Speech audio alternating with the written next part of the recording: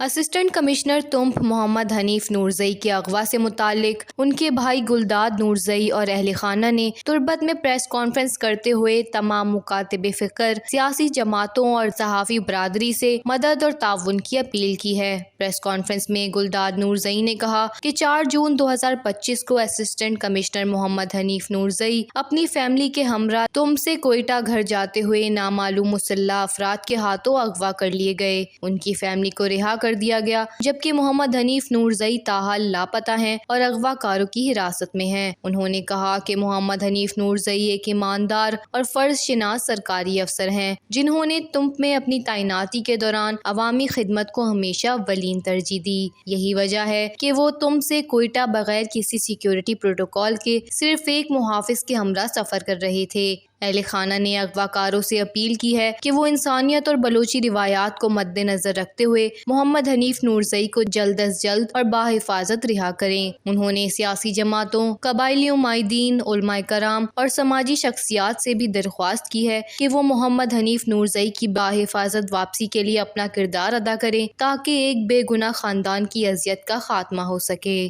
Wish news, catch, Balochistan.